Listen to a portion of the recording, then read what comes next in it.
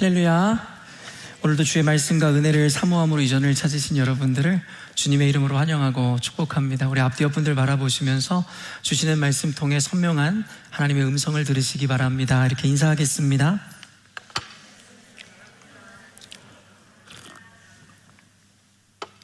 당초에 여러분도 아시다시피 올해 안으로 이 선교지를 좀 탐방하고 방문하고자 하는 계획을 세웠더랬습니다. 그래서 몇몇 분들이 이를 기대하고 있고 소망하고 있는 분들이 문의도 주셨었는데요.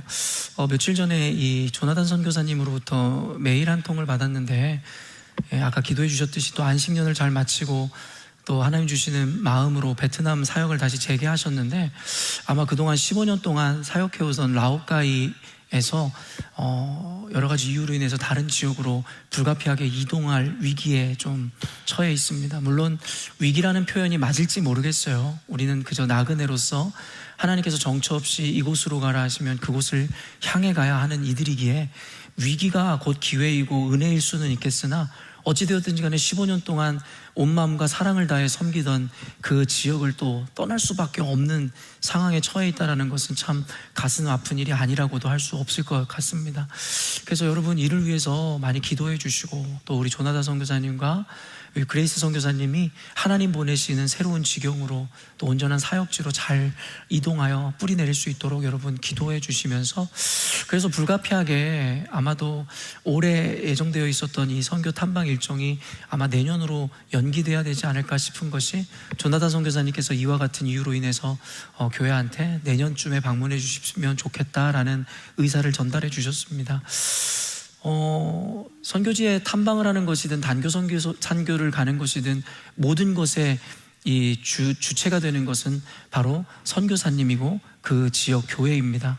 그렇기 때문에 우리가 계획한 것이 있을지라도 선교사님과 그 선교 현장의 사역의 일정에 따라 우리가 맞추는 것이 당연한 것이기에 아쉽지만 내년을 좀 기약해야 될 것 같고요. 원래 재작년부터 계속 선교지를 탐방하고자 하는 마음이 있었는데 계속 여러 이유로 계속 딜레이가 됨도 하나님의 은혜 가운데 우리 교회가 더 준비되고 우리의 마음을 잘 먼저 훈련받은 이후에 하나님께서 보여주시고자 하는 그 지경으로의 인도하심을 허락하시고자 함이 아닌가라는 생각을 또한 해보게 됩니다. 그런 의미에서 아쉽지만 올해 선교사님과 사역을 위해 많이 기도해 주시고 내년에 우리가 새롭게 계획을 짜서 선교지 탐방하도록 하겠습니다.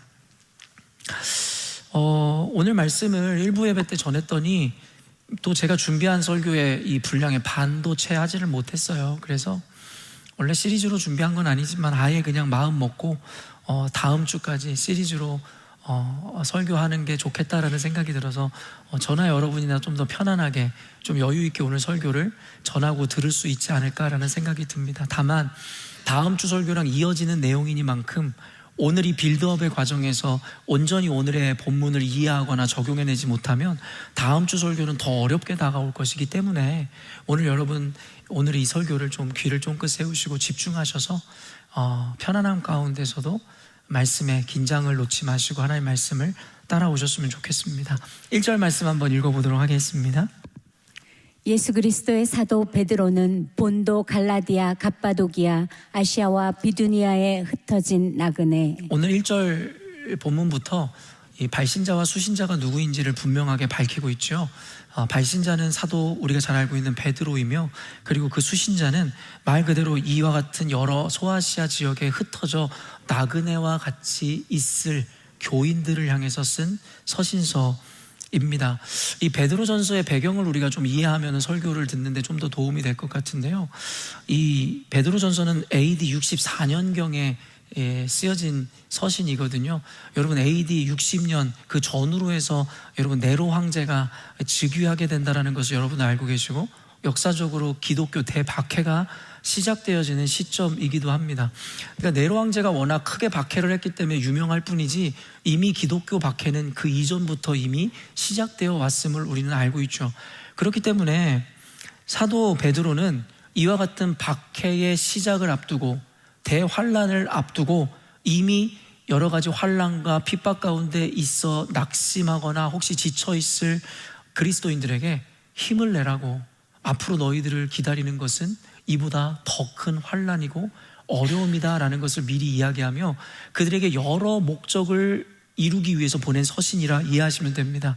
그래서 흩어져 있는 나그네와 같이 자신들의 고장을 떠나 어쩌면 제대로 된 정착지조차도 얻지 못한 믿음으로 인해 박해받고 있는 교회와 그리스도인들에게 하나의 위로와 소망을 주기 위한 목적과 더불어서 또한 그들에게 다시 한번의 결단과 또한 믿음의 확신을 심어주기 위해서 쓴 책이 베드로서다라고 여러분은 기억하시면 될 것 같습니다. 그래서 혹자는 이 서신의 이 별칭을 격려의 서신이라고 부르곤 합니다.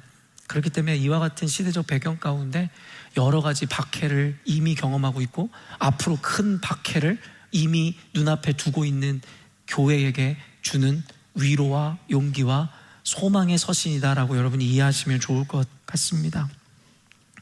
사실 이와 같은 것은 역사의 한 시점에 있었던 일이 아니라고 우리는 분명히 알고 있죠. 성경에서는 분명하게 예수를 믿는 자들, 교회에게는 필연적으로 환난과 핍박과 고난이 따라올 것이다라고 이미 선명하고 분명하게 말씀하셨습니다. 제가 요 몇 주간 여러분에게 계속 이와 같은 개념들을 가르쳐 드리지만 성경은 단 한 번도 우리에게 거짓말을 한 적이 없습니다. 성경은 교회로 사람을 끌어모으기 위해 헛된 말이나 헛된 소망 아니면 거짓된 축복을 이야기한 적이 단 한 번도 없었습니다. 예수님께서는 십자가 사역 가운데 나아가실 때 이미 제자들에게도 선언하시기를 너희들이 내가 걸어간 이 길을 그리고 내가 지고 간 이 십자가를 너희들도 지고 따라올 수 있겠느냐라고 묻고 그들이 예 주님 했을 때에 비로소 그들을 제자이고 교회라고 말씀하셨습니다. 그렇기 때문에 그리스도 예수를 믿는 이 믿음의 숙명은 무엇이냐면 환난과 핍박과 어쩌면 이 복음으로 말미암아 당하지 않아도 되는 미움과 비난을 당할 수밖에 없습니다라고 성경은 우리들에게 분명하게 가르쳐 주었습니다. 그러면서 성경은 우리들에게 선택을 우리들에게 묻는 것이죠. 그런 줄 알고도 너 이 길을 걸어갈래? 그런 줄 알고도 너 이 십자가 지고 나를 따를래?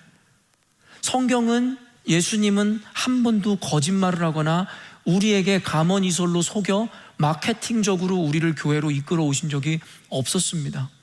그러나 기존에 여러 거짓된 목회자들 내지는 지혜롭지 못한 이들로 인해서 결국에는 복음이라는 것을 성경을 단순히 기복주의적으로 너희들이 예수 믿으면 너희들이 바라고 원하는 것들이 이루어질 것이고 응답받을 것이다라는 것으로 인해서 여러분을 속여 여러분을 교회로 이끌어 결국에는 기복주의 신앙으로 우리가 자리 잡게 하였다라는 것이고 또 어떤 이들은 이와는 정반대의 급부로 예수 그리스도는 우리를 복음 안에서 그 십자가로 인해서 자유롭게 하시고 모든 구속으로부터 우리를 면하게 하셨노라고 이야기하였지만 어떤 이들은 잘못된 자기 열심과 율법주의로 말미암아 자기들이 갖고 있는 비본질적인 기준과 개념을 가지고 하나의 율법을 만들어 다시금 교회를 두려움으로 몰아넣게 되었다는 것이죠.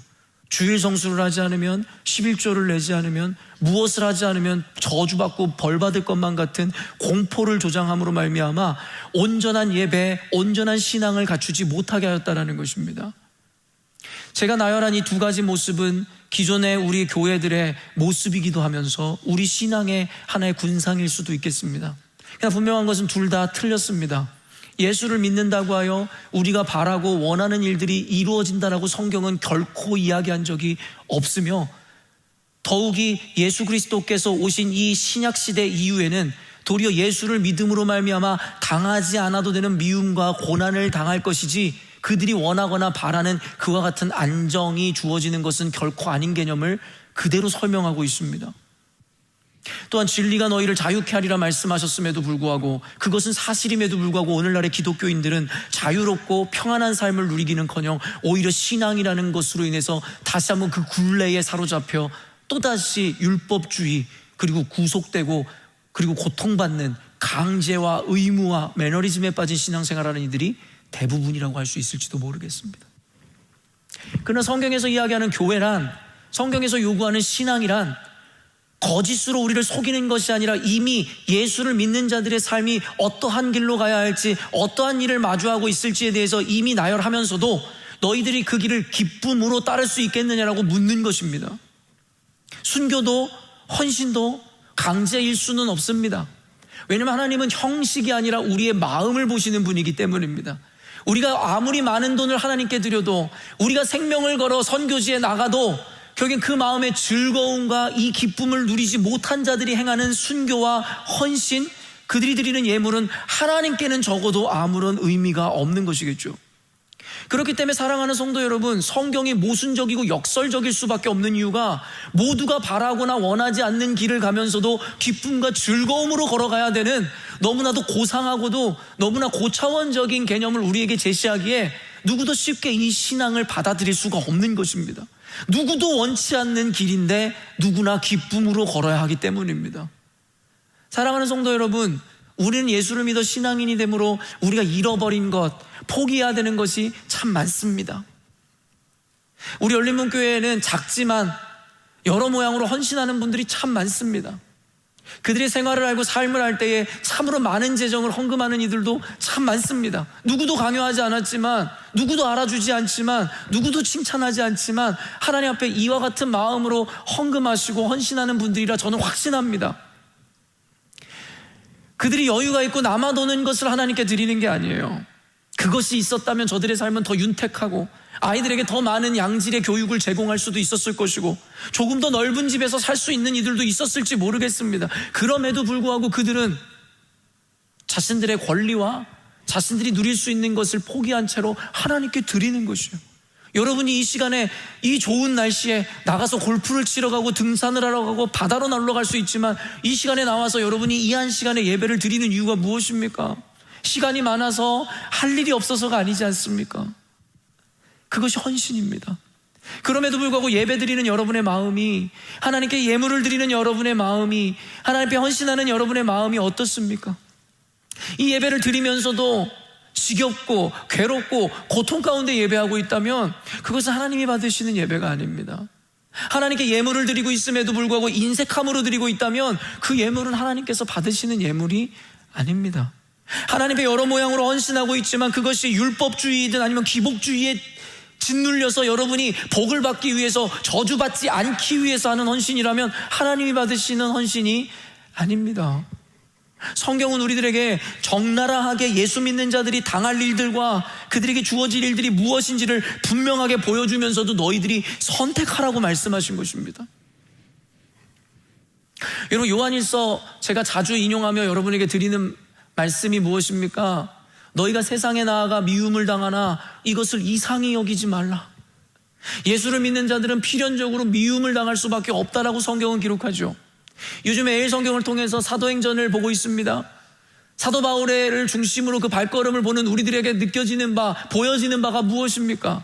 그들을 위해 복음을 전했을 뿐인데, 그들을 사랑하는 마음으로 구원을 전파했을 뿐인데, 그들에게 아무런 피해를 주지 않았는데 그들의 마음에 무엇이 그렇게 악하게 하며 무엇이 그렇게 밉게 하는지 온 지역에서 찾아와서 돌로 쳐 바울을 죽이려 하지 않나. 여러 가지 거짓으로 선동하여 교회를 무너뜨리려 하고 사도 바울의 발걸음과 입을 막으려고 하는 장면들을 우리는 보죠. 무엇이 그들을 그렇게 악하게 하고 무엇이 그들을 그렇게 마음 상하게 할까요? 그저 복음을, 진리를 전했을 뿐인데요. 사랑하는 성도 여러분, 이것을 상식으로 받으면 우리는 해석할 수 없습니다. 이것은 영적인 일이라 영적인 생각으로, 영적인 마음으로 해결하고 판단하고 해석하지 않으면 이 영적인 일은 보이지 않노라고 성경에서 이야기하고 있죠. 그런 의미에서 여러분의 인생 가운데 일어나는 핍박과 환난과 어려움과 억울함들과 어려움들 우연이라고 생각하십니까? 아닙니다. 아니면 그것을 상식으로 이해하십니까? 그것도 틀렸습니다. 이것은 영적으로 여러분이 하나님을 만나고 주님 앞에 나아가는 것을 방해하고자 하는 영적 개입임을 여러분은 이해할 수 있어야 됩니다. 그리고 성경은 그것을 분명하게 우리들에게 이야기해 주었습니다. 요한일서 5장 4절 한번 읽어보도록 하겠습니다. 무릇 하나님께로부터 난 자마다 세상을 이기느니라. 세상을 이기는 승리는 이것이니 우리의 믿음이니라. 그럼에도 불구하고 요한일서는 너희들은 세상에 나가 환난을 당하고 미움을 당하고 억울함을 당할 것은 분명하지만 그렇다고 하여 좌절하거나 절망하거나 실패 속에 살아가라고 말하고 있지는 않다라는 것이죠. 그럼에도 불구하고 너희들은 승리할 것이다라고 이야기하더라는 거예요. 그러면서 그 승리의 비결을 뭐라고 이야기합니까?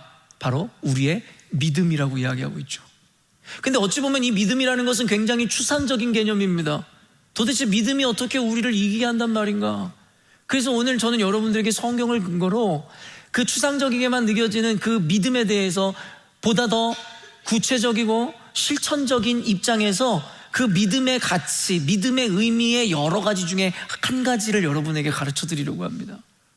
여러분이 이 한 가지 비결을 여러분이 이해하고 마음으로 받아내실 때에 여러분이 진정한 그리스도인이라면 당할 수밖에 없는 환난과 고난과 어려움과 억울함 가운데서도 여러분은 부정의 열매를 맺지 않고 승리하는 그리스도인으로 하나님께 영광 돌리게 될 줄로 믿습니다. 여러분 모두가 이 비결을 배워 기준으로 삼으십시오. 그리고 여러분 가운데 혹시 교회를 다니고 예수를 믿음에도 불구하고 세상에 나아가 억울한 일도 없고 저는 너무 좋은데요, 환난과 핍박이 아무것도 없는데요, 그것을 하나님의 복이라고 착각하지 마십시오. 그것은 하나님의 복이 아닙니다. 예수의 이름으로 억울함을 당하고 예수의 이름으로 고난받는 것이 그리스도와 그리스도인과 교회의 삶일 수밖에 없는 것입니다.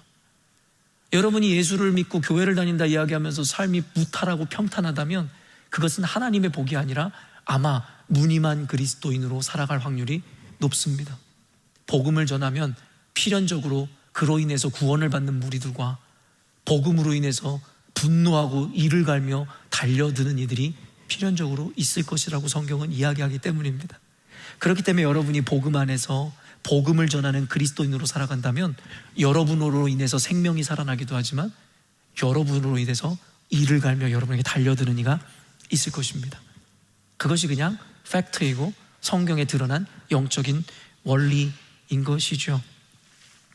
요한일서는 아까도 이야기했지만 이와 같이 우리 교회와 그리스도인들이 당할 숙명적인 환난과 역경을 이야기하면서도 그것을 이기고 승리할 수 있습니다라고 이야기하며 그 중심에는 믿음이 있노라고 이야기합니다. 오늘 베드로전서에는 나그네라는 표현을 통해서 당시의 교인들이 처해 있는 현실과 상황을 적나라하게 우리들에게 드러냅니다. 본도, 갈라디아, 갑바도기아, 아시아와 비두니아, 소아시아의 여러 지역을 나열하며 그곳에 흩어져 있는 나그네인 너희들에게 라는 의미를 담고 있는 것이죠.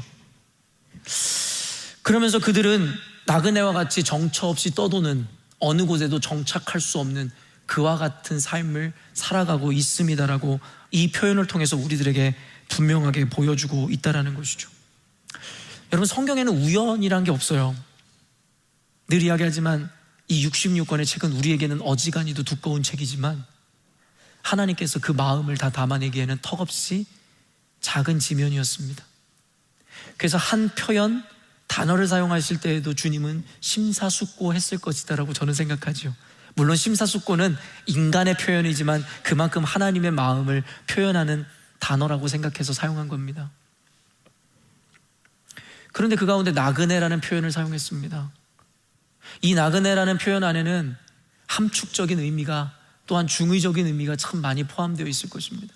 그들의 현실을 이야기하는, 나타내는 묘사임과 동시에 그들에게 주고자 하는 메시지가 중의적으로 담겨 있다는 거죠. 나그네라는 이 단어를 여러분 다 아시지만 사전적인 정의를 여러분에게 가르쳐 드리면 자기 고장을 떠나 다른 곳에 잠시 머물거나 떠도는 사람, 이를 나그네라고 정의합니다. 이 나그네라는 개념에서 가장 중요한 핵심 개념은 뭐냐면 자기 고장을 떠나입니다. 자기 고향을 떠났다라는 것이죠. 고난과 핍박으로 인해 흩어져 있는 그들에 대해 마치 정처 없이 떠도는 나그네라는 표현을 통해 그들의 현재 상황을 빗대어 설명하면서도 베드로는 이 나그네라는 표현이 그들에게 줄 수 있는 또 하나의 메시지가 있음을 인식한 채로 성령의 인도하심을 따라 이 단어를 사용했습니다. 그래서 성경 전체를 보면 나그네라는 단어가 그렇게 많이 등장하지 않거든요. 근데 베드로서에 유독 이 나그네라는 표현이 자주 등장합니다. 분명한 의도가 있다라는 것이죠. 그리고 결론적으로 이야기하면 사도 베드로는 이 나그네라는 단어를 통해서 중의적인 의미로 그들의 현실을 인지시키고 자각시킴과 동시에 그들에게 소망과 위로를, 그리고 결단과 도전을 주고 있음이다라고 여러분에게 이야기해드리고 싶습니다. 기독교 신앙적 개념 안에서 나그네의 의미는 이 세상에 살아가고 있는 우리의 존재에 대한 의미로 해석되죠. 그래서 나그네인 우리라는 표현들을 우리는 참으로 많이 들어왔습니다. 그냥 직관적이고 1차원적으로 이 나그네라는 개념을 성경적, 신앙적으로 우리가 이해한다면 지금 우리가 존재하고 있는 이 세상은 우리가 거할 영원한 처소가 아니라는 것이죠. 잠시 들렀다가 떠나 우리 본향, 천국을 향해 나아가는 실존이 바로 교회이고 그리스도인이다라고 이야기하는 것이 바로 이 나그네라는 단어에 내포되어져 있는 신앙적인 의미인 것이겠죠. 그러므로 이와 같은 개념을 통해 우리들에게 주는 메시지는 뭐냐면 이 한시적인 삶과 세상에서 우리의 마음에 뿌리를 내리지 말라는 것입니다. 이것은 우리가 향해야 되는 본향, 고향이 아니라는 거예요. 여기는 잠시 머물렀다 진짜 본향을 향하여 천국을 향하여 나아가야 하기에 안정감을 두지 말고 뿌리를 내리지 말고 우리가 거할 곳은 영원히 천국이라는 것을 인식하며 살아가라고 우리들에게 주는 교훈이고 이야기인 것입니다. 그럼에도 불구하고 우리가 이와 같은 개념으로 훈련받아 오고 인지하고 있지만 안타깝게도 늘 제가 지적하는 바와 같이 우리는 인지 부조화되고 결국에 모순적인 삶을 살아냄으로 말미암아 우리는 이 한시적인 삶, 영원하지 않은 썩어질 나라를 살아가면서도 이곳이 영원한 우리들의 삶의 터전이라 생각하며 그곳에 뿌리 내리기를 원하고 그것에 안정감을 두기를 원하더라는 것이죠. 우리는 이 땅에다가 뿌리를 내리고 이곳에서 안정감을 취하기 위해서 세상의 원리와 방식과 그들의 습관을 쫓아 성공이라는 것에 목말라 하고 한 알에도 더 모으고 한 알에도 더 지켜내서 결국에는 썩어질 이 세상에서 자신의 욕망과 자신들이 규정하는 행복을 누리고자 합니다. 성경은 우리들의 인생의 기한을 길어야 80에서 100이라고 이야기하고 있는지도 모르겠어요. 의학이 발달한 이 시대에서도 100년 살면 참 오래 살았다라고 우리가 이야기할 수 있죠. 100년이라는 이 시간적 개념이 어떤 이에게는 굉장히 길게 느껴질지 모르겠지만 영원이라는 관점에서 보면 전보다도 못한, 먼지보다도 티끌보다도 아닌 시간의 개념임을 우리는 알고 있습니다.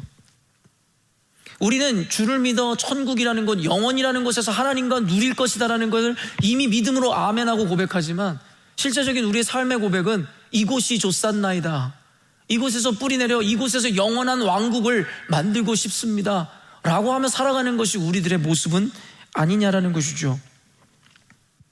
그러다 보니 이와 같이 이원분리적이고 그리고 인지부조학적인 신앙생활하는 우리들의 삶에 나타나는 부정적인 열매가 뭔지 아십니까? 바로 집착입니다. 그리고 비교의식입니다. 그리고 절망입니다. 우리가 이곳이 영원한 곳이 아니고 잠시 들렸다 가는 곳이라고 인식하고 살아왔다면 집착할 일이 무엇이 있겠습니까? 사도 바울은 그래서 우리들에게 결혼을 하지 않는 것이 더 좋다라는 이야기를 합니다. 창조의 원리 안에 결혼하는 것은 하나님의 축복인데 왜 사도 바울은 성경에 결혼하지 않는 것이 너희들에게 더 유익하다라고 이야기할까요? 사도 바울이 하나님의 말씀과 원리를 여러분 대적하는 이야기로서 그와 같은 말을 성경에 남긴 걸까요? 아니죠. 가정도 너희들의 안정감이어서는 안 된다는 것이고 자녀들, 배우자, 너희들의 인생에 있는 그 어떤 가치도 너희들의 뿌리를 내리는 안정감이어서는 안 된다는 거예요. 잠시 너희들에게 맡겨두고 너희들에게 책임지라고 허락하신 사명지라고 성경은 우리들에게 이야기하죠. 근데 우리는 이와 같은 나그네 의식을 잃어버림으로 말미암아 자식에게 안정감을 두고 자식에게 뿌리를 내리고 가정이라는 곳에 뿌리를 내리고 직장이라는 것에 뿌리를 내리고 개념적으로는 성공이라는 것에 뿌리를 내리고 자존심이라는 것에 뿌리를 내리고 명예라는 것에 욕망이라는 것에 뿌리를 내려 결국엔 그로 말미암은 열매를 받아들이게 되고 그 열매는 성경에서 이야기하는 평화와 자유와 안식과 감사가 아니라 불평과 비교와 집착과 분노가 되어버린 것이죠. 성경은 우리들에게 논리를 분명히 전합니다. 그리고 인과응보와 사필 규정의 세계관으로 분명하게 너희들이 어떠한 삶을 살았기에 이와 같은 결과가 주어지는 것이다라고 분명하게 이야기하죠. 성경의 원리대로 살았노라면 진리가 우리를 자유하게 했을 것이고 세상에 알 수 없는 평화를 우리가 누렸을 것입니다. 또한 범사에 감사하고 항상 기뻐하라는 그 말씀, 하나님의 뜻을 우리 삶 가운데 이뤄냈을 것이고 천국을 살아가는 삶으로 살아가고 있을 것입니다. 그런 의미에서 여러분의 삶을 오늘 말씀을 기초로 점검해 보세요. 어떤 열매를 맺고 계십니까? 그리고 그 열매의 이유가 무엇입니까? 여러분의 집착과 여러분의 이기와 여러분의 비교와 그와 같은 것들로 생겨진 열매들 아니던가요?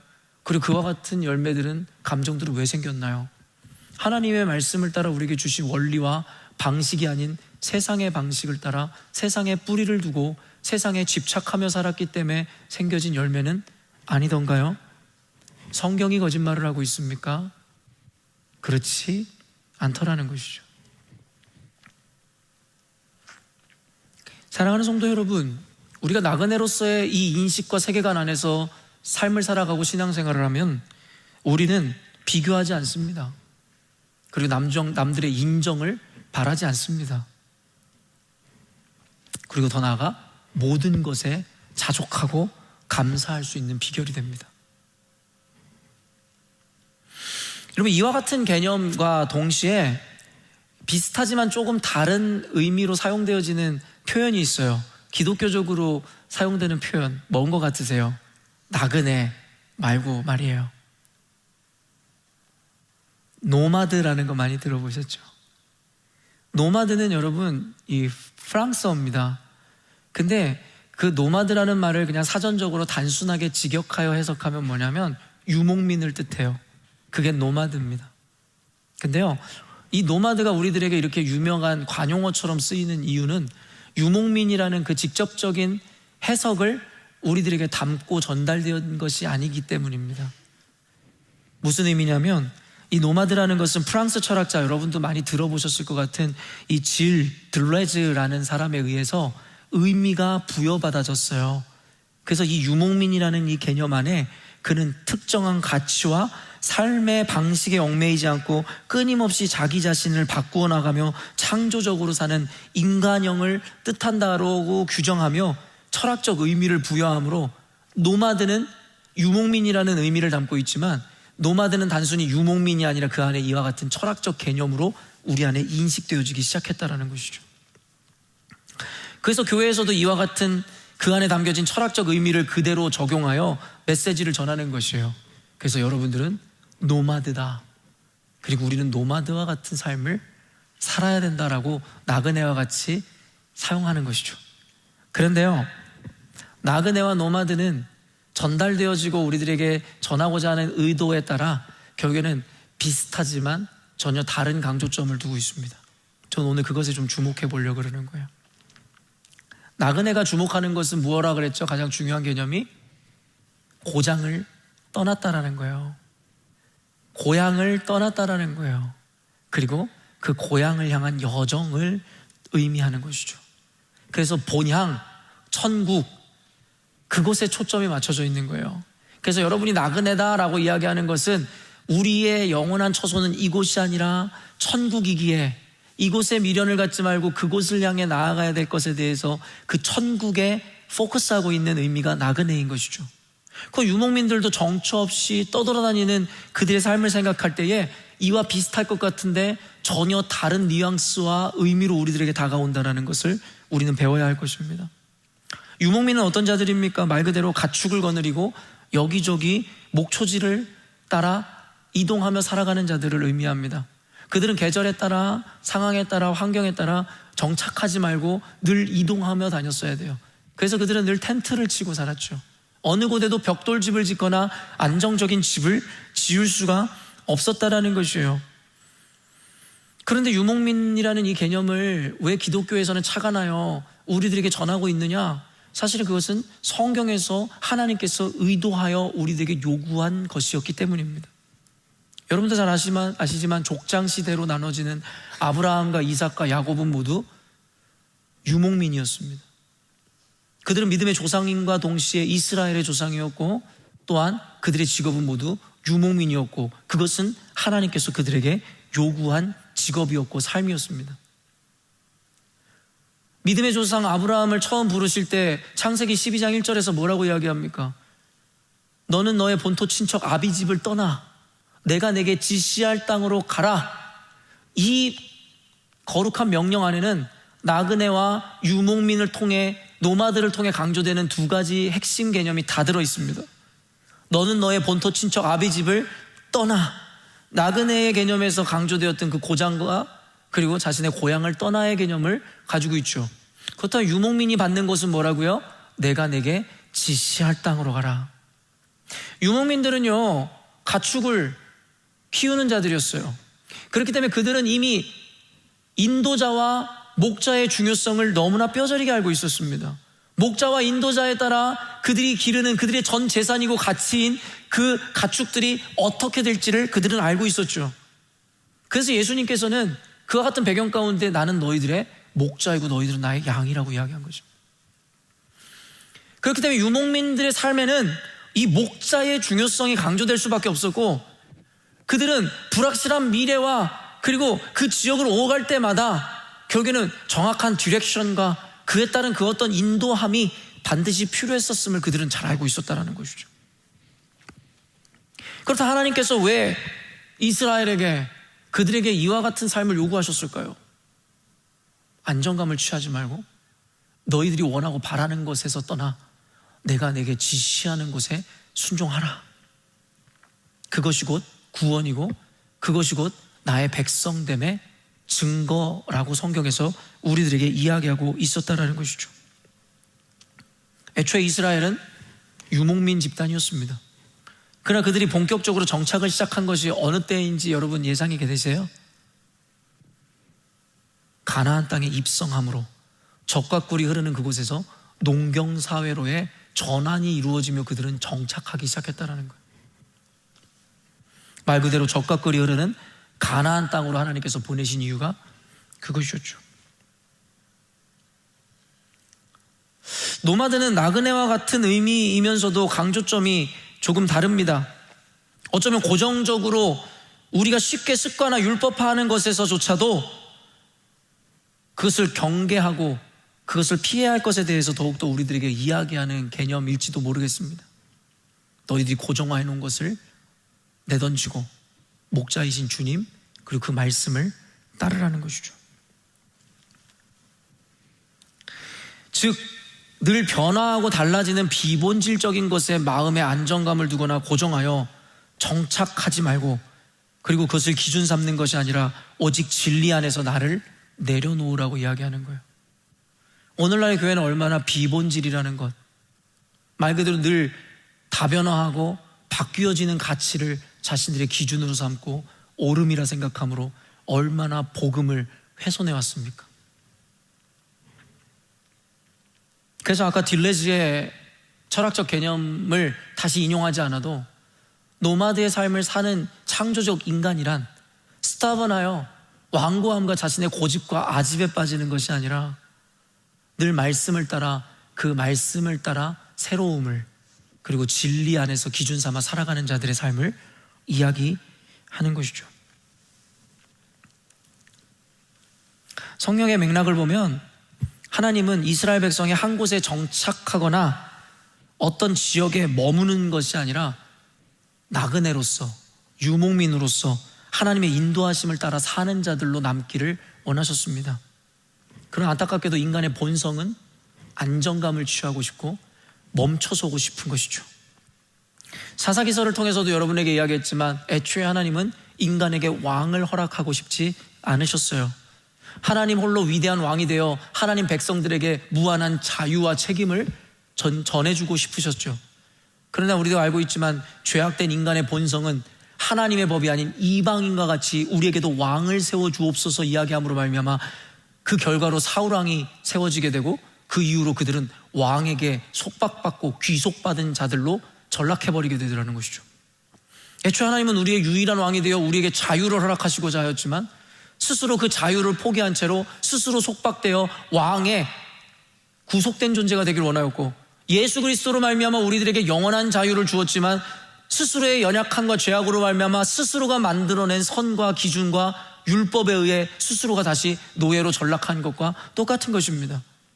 즉 하나님은 우리에게 노마드로 나그네와 같은 삶을 살라고 우리를 부르셨지만 우리의 욕망은 하나님의 뜻과는 달라 정착하고 고정하고 멈춰서고 싶었던 것이죠. 그래서 오늘날의 우리들은 그와 같은 삶을 살고 그에 합당한 열매를 맺게 되더라는 것이죠. 사실 성경의 기록을 보면요, 아까도 얘기한 유목민이고 페트리아키, 족장 시대에서 족장 중에 한 명이었던 이삭도 결국엔 유목민의 삶을 포기하고 그랄 땅에 농사 짓기로 결정한 적이 있었어요. 즉 정착하기로 마음먹은 적이 있었다고요. 창세기 26장 12절 말씀입니다. 이삭이 그 땅에서 농사하여 그 해에 100배나 얻었고 여호와께서 복을 주심으로. 그 아버지는 유목민이었는데 그 아버지처럼 유목민의 삶을 살지 않고 이삭은 그 땅에서 농사하였다라고 기록하고 있죠. 아까도 얘기했지만 문명의 발전의 순서를 봐도 그와 같은 떠돌이의 삶이 정착하는 데 있어서의 그 중심은 농경사회로의 전환이 있음을 우리는 알고 있고, 농경사회로의 전환이라는 것은 무엇이냐면 그 땅의 소산을 얻어먹기 위해서 1년 4계절을 그곳 가운데 땅을 거르고 가꾸고 씨를 뿌리고, 그리고 여러분 거기에서 잡초를 제거하고 때가 이르렀을 때 그 소산을 결실을 수확하는 것, 그게 농경사회의 패턴이죠. 그 말은 즉 정착하지 않으면 열매를 받아먹을 수 없다입니다. 그렇기 때문에 이삭이 그 땅에서 농사를 하였다라는 것은 무엇이냐면 그 땅에 정착하였다라는 것을 의미하더라는 것이죠. 그런데요, 그 뒤에 메시지를 보니 하나님께서 이삭에게 100배나 결실을 얻게 했다라는 거예요. 그럼 여기까지 보면 이상할 게 없죠. 근데 제가 문제로 삼는 것은 무엇이냐면, 아까도 얘기했지만 성경의 여러 개념은 하나님께서 우리의 삶을 노마드와 같이 유목민의 삶을 살기를 원하신다라고 이야기했는데, 이삭은 그와는 반대로 정착하여 농사를 짓는 삶을 선택하였는데, 그렇다면 우리의 생각에는 하나님께서 당신의 뜻과 다르기에 그를 저주하고 그를 심판해야 될 것 같은데 100배의 복을 내려주시더라는 것이죠. 우리의 상식과 논리에 그게 맞지 않더라는 거예요. 그런데요, 그 뒤에 내러티브를 보면 해석이 가능합니다. 일단 이삭이 그 땅에 정착하고자 했었던 그 마음의 의미는 무엇이냐면 블레셋 왕이었던 아비멜렉이 그를 보호해 주었기 때문입니다. 그의 보호 아래 그는 안정감을 취하고 있었고 그곳에 눌러 앉고 싶은 마음이 있었다라는 것이죠. 창세기 26장 13절로 16절 말씀입니다. 그 사람이 창대하고 왕성하여 마침내 거부가 되어 양과 소가 떼를 이루고 종이 심이 많으므로 블레셋 사람이 그를 시기하여 그 아버지 아브라함 때에 그 아버지의 종들이 판 모든 우물을 막고 흙으로 메웠더라. 아비멜렉이 이삭에게 이르되 내가 우리보다 크게 강성한즉 우리를 떠나라. 똑같은 패턴, 성경에서 자주 등장하는 패턴입니다. 이 한 가지 내러티브만 보면 해석이 안 되지만 성경 전체의 논리와 반복되어지는 표현들을 보면 우리는 단번에 옳음과 그름과 선과 악을 구분할 수 있습니다. 하나님께서 이삭을 축복하였다고 하여 그 땅에 정착하는 것이 하나님의 뜻이었다라고 생각하시면 안 됩니다. 필연적인 결과가 어떻게 이어지죠? 그들이 풍성해지고 강성해짐으로 말미암아 그에게 우호적이었던 아비멜렉이 두려움을 느껴 결국엔 그를 떠나가라 이야기하더라는 것이죠. 결국엔 정착할 수 없더라는 것이에요. 하나님께서 그에게 복을 내려주시지 않고 이삭이 그저 그런 삶을 살았다면 그와 더불어서 우상들을 섬기는 이방인들과 함께 살았을 것입니다. 그러나 하나님께서 도리어 그에게 주신 복은 하나님의 약속을 이룬과 동시에 더불어서 정착하지 못하고 떠나게 하는 그 이유가 되었다는 거죠. 나중에도 이야기하겠지만 요셉과 더불어서 애굽의 땅에 들어갔었던 야곱과 이스라엘이 여러분 그곳에서 천년만년 살아갈 줄 알았어요. 왜요? 요셉은 총리가 되어 2인자가 되었으니까요. 근데 어떤 결과로 이어집니까? 그들이 갈수록 강성해지고 생육하여 번성하더라는 거예요. 하나님의 축복이죠. 근데 그 복으로 인해서 결과가 뭔지 아세요? 애굽 사람들이 그를 미워함으로 그들을 노예로 전락시켜 버리더라는 것이고 그로 인해서 그들은 결국엔 출애굽하여 떠나게 되더라는 거죠. 이게 포인트입니다. 사랑하는 성도 여러분, 여러분이 사업이 잘 되고 인생이 지금 탄탄대로처럼 잘 나간다고 하여 그것을 하나님의 뜻이라고 단순화하여 생각하지는 마십시오. 그게 하나님의 축복일지 도리어 저주일지는 모를 일이니까 말입니다. 여러분이 하는 일들이 행하는 것들이 잘 된다고 하여 지금 하나님의 형통함이, 하나님의 인도함이 내게 있다라고 생각하지는 마십시오. 그 결과가 꼭 하나님의 뜻의 유무를 결정짓는 것은 아니기 때문입니다. 다만 그와 전혀 다른 열매를 살펴야 하는데, 오늘 우리는 그것을 볼 수 있는 해안을 갖기 위해 지금 말씀의 논리를 따라 여러분에게 제가 설교하고 있는 것입니다. 여러분, 결국엔 강성해짐으로 그의 의지와는 다르게 그는 다시금 또돌이가 돼야 됐어요. 그렇죠? 다시 유목민으로 돌아갔다고요. 그리고 그 이후에 내러티브가 뭔지 아세요? 우물을 파서 정착하려 할 때마다 다툼이 일어나죠. 그래서 또 옮기고 또 떠나고 노마드의 삶을 강제당하게 됩니다. 여러분, 우리가 이와 같은 내러티브를 더 온전히 이해하기 위해서는 창세기 26장 전체를 온전히 이해할 필요가 있어서 제가 오늘 말씀이 좀 길기 때문에 이건 제가 읽어드릴게요. 창세기 26장 1절에서 5절입니다. 아브라함 때에 첫 흉년이 들었더니 그 땅에 또 흉년이 들매 이삭이 그랄로 가서 블레셋 왕 아비멜렉에게 이르렀더니 여호와께서 이삭에게 나타나 이르시되 애굽으로 내려가지 말고 내가 내게 지시한 땅에 거주하라. 다시 한번 반복되죠. 그 아비 아브라함을 부르실 때 내가 내게 지시한 땅으로 가라. 이 땅에 거류하면 내가 너와 함께 있어 내게 복을 주고 내가 이 모든 땅을 너와 내 자손에게 주리라. 내가 내 아버지 아브라함에게 맹세한 것을 이루어 내 자손을 하늘의 별과 같이 번성하게 하며 이 모든 땅을 내 자손에게 주리니 내 자손으로 말미암아 천하 만민이 복을 받으리라. 이는 아브라함이 내 말을 순종하고 내 명령과 내 계명과 내 율례와 내 법도를 지켰음이라 하시니라. 여러분, 여기서 중요한 포인트가 뭔지 아세요? 내가 내게 지시한 땅으로 가라예요. 여러분, 이것을 공간적 개념으로 이해하지 마세요. 내가 시드니에 있으나 한국에 있으나 미국에 있으나 이 땅에 거주하는 것이 중요한 것이 아니라 내가 내게 지시한 땅으로 가는 것이 중요하다라는 공간의 개념이 아니라 의미의 개념으로 우리에게 하나님께서 인도하시는 땅을 이야기하고 있음을 잊지 않으셔야 돼요. 여러분, 복잡하지만 말씀 들으시면서 이해하시면 됩니다. 이삭에게 말씀하신 내가 내게 지시한 땅으로 가라, 이것은 바로 하나님의 인도하심을 받아 하나님의 명령과 규례 안에서 살아가는 그곳을 그 땅이라고 이야기하는 거예요. 그 땅에는 세상의 룰이나 세상의 법칙이 아니라 하나님의 말씀과 율례와 법도와 법칙이 공존하고 존재하여 말씀대로 살아가는 그 땅을 의미한다는 것을 여러분이 인지해야 된다라고 여러분들에게 이야기하고 있는 거예요. 근데 여러분, 창세기 26장에 참 재미난 것이 내가 내게 지시한 땅으로 가라와 여러분, 이 어게인스트 되어지고 컨플릭트 되는 개념으로 소개된 땅이 있는데 어느 땅인 줄 아십니까? 바로 애굽입니다. 그래서 뭐라고 이야기합니까? 너는 기근으로 인해 애굽으로 내려가지 말고 내가 내게 지시한 땅으로 가라. 이게 핵심입니다. 애굽은 성경에서 세상을 의미할 때 대표적으로 사용되는 것이죠. 그것은 하나님의 법이 없는 세상의 환락과 쾌락과 그리고 자신의 본성대로 살아가는 우상 숭배지를 애굽이라고 성경은 대표적으로 이야기합니다. 뭐라고 이야기하는 거예요? 너의 만족을 따라 네가 원하는 곳으로 가지 말고 내가 내게 지시한 땅으로 가라. 이것이 하나님께서 복을 얻는 자들에게, 천국 백성들에게 주시는 핵심 가치입니다. 여러분, 성경은 이와 같은 개념들을 너무 많이 설명하고 있어요. 하지 말아야 되는 것, 가지 말아야 되는 것, 먹지 말아야 되는 것. 선악을 알게 하는 나무를 부으니 하와가 고백하는 것이 뭐예요? 먹음직도 하고 보암직도 하더라.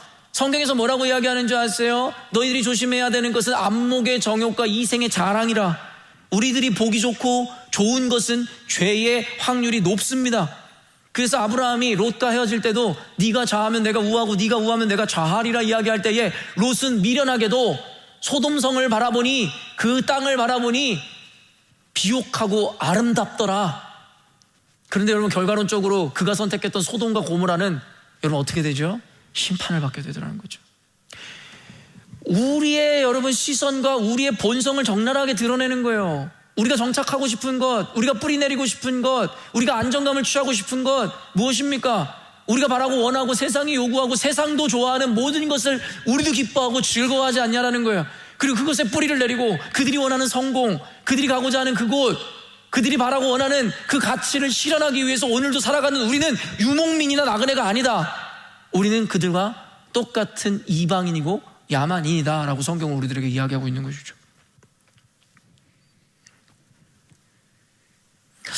이렇게 하나님께서 말씀하신 이후에 창세기 26장 그 다음에 바로 이어지는 게 26장 6절이에요. 한번 읽어보실까요? 이삭이 그랄에 거주하였더니 여러분, 내가 내게 지시한 땅으로 가라 했는데 그 다음에 바로 이어지는 게 이삭이 그랄에 거주하였더니예요. 하나님이 지시한 땅이 아니에요. 그냥 그랄에 거주하며 아비멜렉의 보호 아래 농사지며 살기로 결정했던 것이 이삭의 결정이었습니다. 그리고 그와 같은 일로 인해서 필연적인 결과들이 드러나는데, 그랄 땅에 거주하며 이삭이 제일 먼저 한 일이 뭐라고 성경에 기록되어 있는지 아십니까? 바로 지 아비가 했던 잘못처럼 자기 아내 리브가를 자신의 누이라고 속이죠.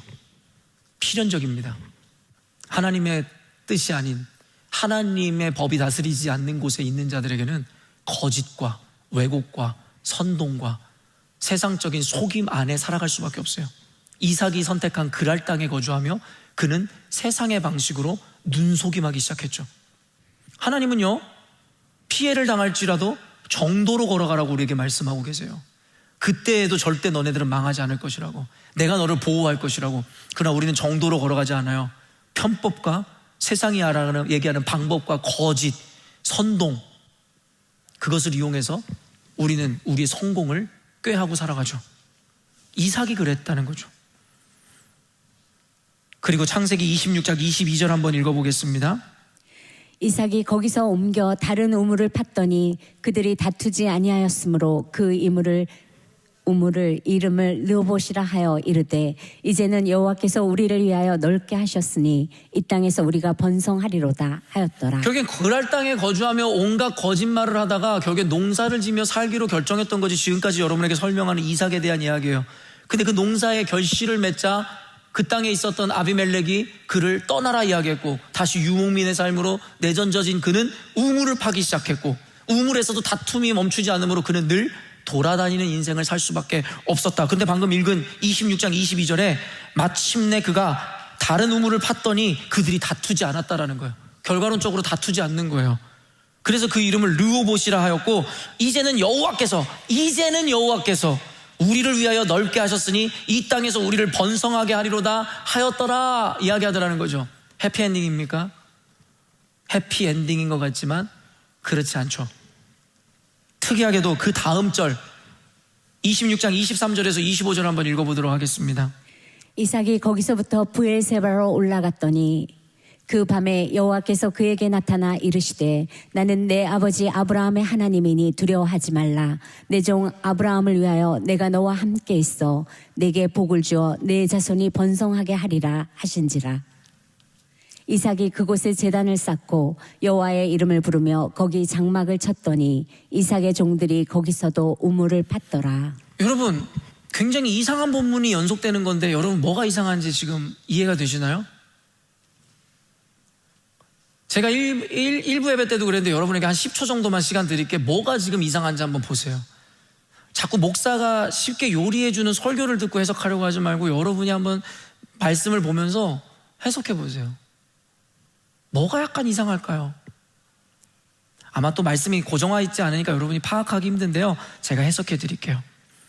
방금 그 전에 읽었던 22절에는 그들이 우물을 지었어요. 어디에다가요? 르호봇이라는 곳에. 그것을 이름을 르호봇이라고 했죠. 왜냐면 더 이상 우물을 팠더니 다투지도 않고 이제 너무나 좋은 다시 삶의 여건이 된 거예요. 그래서 그것을 르호봇이라고 명칭하며, 이제는 여호와께서 우리를 위해서 넓게 하셨으니 이 땅에서 우리가 번성하리로다, 정착하겠노라고 이야기하고 있다라는 거예요. 그런데 다음 이어지는 23절 말씀에 중간은 생략됐지만 이삭이 거기서부터 브엘세바로 올라갔더니라는 거예요. 아니, 지금까지 좋았어요. 우물도 파서 물도 나오고 하나님께서 주신 땅이라고 생각할 만큼 좋은 곳이었는데, 그럼 거기서 살아야 되는데 이삭이 결정한 것은 거기서부터 브엘세바로 올라가더라는 거예요. 이것 자체가 주는 의미가 우리에게는 이상해야겠죠. 여러분, 그리고 두 번째 이상한 점이 있고 다른 점이 있어요. 그리고 결국에는 그는 브엘세바에 이르렀을 때에 전혀 다른 이야기가 뒤에 펼쳐집니다. 르호봇에 있을 때에 여호와께서 이 땅을 우리에게 주셨고 이곳에서 우리를 번성하게 하리로다 한 것은 누가 한 말이었어요? 이삭이 한 말이었죠. 근데 브엘세바에 올라갔을 때 이루어진 일은 무엇입니까? 여호와께서 말씀하시더라는 거예요. 이게 차이입니다. 우리는 우리의 눈으로 보기 좋은 것, 우리가 생각할 때 그럴듯한 것을 보면서 하나님께서 허락하신 것이다라고 자기들끼리 착각을 하죠. 말 그대로 복을 주시면 하나님이 주셨다. 뭔가 일이 좀만 잘못되면 이거는 내가 해야 하는 일이 아닌가 보다. 교회를 다니다가도 자신의 감정이 좋거나 기분 좋으면 이건 하나님이 주시는 은혜이다. 근데 헌신을 하거나 사명을 감당하다가 관계나 마음이 상하는 일이 생기면 이것은 하나님께서 우리를 축복하지 않는 것이다라는 단순한 결론에 이르는 게 우리들이죠. 그게 바로 우리의 한계입니다. 그러나 이삭은 이미 알고 있었어요. 이삭은 이미 자신의 복이 좋은 대로 그랄 땅에서 정착하여 농사도 지어봤고 그리고 우물도 파봤지만 결국엔 내가 보기에 좋은 곳이 아니다라는 것을 마침내 깨달았을 거예요. 그래서 그는 르호봇이라 이름하기까지 그곳이 너무나 좋은 곳이었지만 어떠한 과정이었는지는 생략되어 있고 학자들마다 얘기하는 건 다르지만 결론은 뭔지 아세요? 이삭은 거기를 떠나 브엘세바로 갔다라는 것이고 그곳에 정착하더라는 거예요. 근데 이게 말처럼 그렇게 단순한 해석이 아닙니다. 23절에 올라갔던 이로 해석된 히브리어 단어는 아라라는 단어인데 이것은 뭐냐면 구체적으로 낮은 곳에서 높은 곳으로 올라갈 때 이야기하는 사용되는 단어입니다. 그래서 오늘 표현에 올라갔던이라고 표현된 거죠. 근데 지리학적으로 보면요, 브엘세바는 그가 있었던 그랄 땅보다 지역이 낮은 곳이에요.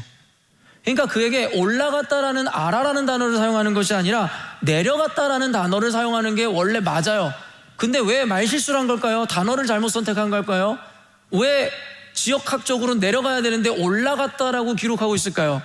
이것은 히브리어 원어인 아라의 중의적 의미를 살펴봐야 되는데요, 이 아라라는 단어에는 말 그대로 물리적으로 올라갔다라는 의미와 함께 여러분 elevation이라는 말처럼 격상되고 높아졌다라는 의미도 내포하고 있단 말이에요. 뭘 의미할까요? 이삭이 지금 브엘세바로 올라갔다라는 건 그의 믿음의 수준이 달라졌다라는 걸 의미하는 거예요. 그의 삶의 수준이 격상되어 엘리베이션 됐다라는 걸 의미하고 있다라는 겁니다. 우리의 만족대로 살아가는 인생은 저차원적인데, 그리고 나그네로서 나그네가 아닌 그 거주민 같이 사는 삶인데, 이동하는 삶은 나그네와 같고 유목민 같은 삶인데, 그와 같은 자들이 오히려 더 고차원적이고 주의 뜻에 합당한 삶이다라고 이야기하고 있죠. 그리고 브엘세바가 의미하는 것이 무엇일까요? 바로 이곳이 하나님이 지시한 땅이었던 것입니다. 이삭이 스스로 선언하는 것이 아니라 하나님께서 꿈에 나타나셔서 그곳이 축복된 곳이다라고 그에게 말씀하시는 것이 그 증거입니다. 그래서 사사기 20장 1절 제가 읽어드릴게요. 이에 모든 이스라엘 자손이 단에서 브엘세바까지 와. 더 이상 안 읽을게요. 사무엘상 3장 20절 단에서부터 브엘세바까지 띄워주셔야죠. 단에서부터 브엘세바까지, 뒤의 내용은 제가 그냥 넘어가는 거예요. 사무엘하 3장 10절이요. 그 맹세는 곧 이 나라를 사울의 집에서 다윗에게 옮겨서 그의 왕위를 단에서 브엘세바까지, 열왕기상 4장 25절입니다. 솔로몬이 사는 동안에 유다와 이스라엘이 단에서부터 브엘세바에 이르기까지, 여러분 이 반복되는 이 표현을, 관용적인 이 표현을 제가 가져온 이유가 뭘까요? 단에서 브엘세바까지. 여러분 이는 흡사 우리 대한민국 영토, 우리 민족의 영토를 얘기할 때 뭐래요? 한라에서 백두까지라는 이야기를 하는 관용어처럼 쓰이는 거예요. 우리 민족은 한라에서 백두까지 하면 우리 전 영토를 이야기한다라는 의미가 인식되어지죠. 여기서 단에서 브엘세바까지, 브엘세바는 이스라엘 백성이 가나안 땅에 입성했을 때 최남단 끝자락의 위치가 바로 브엘세바입니다. 뭘 의미하겠어요? 하나님께서 가라 하신 적과 꿀이 흐르는 가나안 땅을 가르쳐 이야기하는 것이 브엘세바인 것이죠. 하나님께서 우리들에게 말씀하시는 그 브엘세바, 그 가나안 땅, 우리에게 살라 하신 땅은 단순히 지역적 의미가 아니라 내가 내게 지시한 땅, 나의 법과 내가 기준이 되는 곳, 그곳이 곧 약속의 땅이고 너희들이 살아가야 하는 그곳, 그리고 더 나아가 이것은 바로 천국의 개념이고, 너희들이 시드니에 있든 한국에 있든 어디에 있든 이와 같은 개념으로 살아간다면 너희들은 나그네인과 동시에 곧 천국 백성이다라고 이야기하고 있다는 거죠. 사랑하는 성도 여러분, 말씀을 맺어가려고요.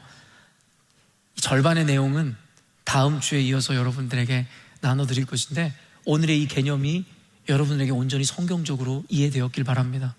그리고 이것을 이해의 차원을 넘어 여러분의 삶에 적용하시고 이것을 기준 삼으십시오. 그리고 살아내셔야 합니다. 그래야지만이 단순히 무늬만 그리스도인이고 이름만 교회가 아니라 여러분이 천국 백성으로서, 나그네로서, 유목민으로서 이곳에 안정감을 두지 않고 하나님이 인도하시는 대로 그 지시하는 곳에 따라 하나님의 법과 하나님의 뜻 안에서 살아가는 천국의 백성으로 마침내 살아갈 수 있게 되는 개념입니다. 사랑하는 성도 여러분, 어떤 집에 살고 어떤 지역에 살고 어떤 나라에 사는 게 중요한 것이 아니라 내가 내게 지시하는 땅, 나의 법이 다스리는 곳, 내가 주인 되는 곳에서 살아가는 곳이 하나님의 땅이고, 그곳에 살아가는 곳이 곧 천국 백성의 삶이라고 성경은 우리들에게 이야기하고 있습니다. 사랑하는 성도 여러분, 여러분의 성공을 위해 살지 마세요. 가족을 위해 살지 마세요. 자식을 위해서 더더욱 살아가지 마세요. 하나님을 위해 살아가세요. 하나님의 법으로 가정을, 자녀를, 세상을 다스리시며 살아가세요. 그때의 진정한 행복과 하나님께서 아브라함에게 막 약속하고 맹세하신 것처럼 모든 번성과 번영과 그 축복이 진정한 의미로 임하는 하나님의 나라, 하나님의 땅, 하나님의 가정, 하나님의 교회, 하나님의 직장, 하나님의 세상이 될 줄로 믿습니다. 사랑하는 성도 여러분, 우리는 나그네입니다. 우리는 유목민입니다. 여러분의 성을 지어 살지 마세요. 여러분의 가치관과 비본질적인 기준이 여러분의 인생의 주인된 삶을 살지 마십시오. 옳지도 않을 뿐만 아니라 답도 아닐 뿐만 아니라 도리어 여러분을 절망과 나락으로 이끌어가는 그 기준이 여러분의 기준 되게 하지 마십시오. 진리신 하나님의 말씀대로 기준 삼아 그가 지시한 땅으로 살아갈 때에 여러분 천국 백성으로서 성경에 보장하고 약속된 모든 축복과 은혜와 평강을 누리는 주의 백성 될 줄로 믿습니다. 여러분 모두가 이와 같은 하나님의 자녀 되시기를 주님의 이름으로 축원합니다. 기도하겠습니다.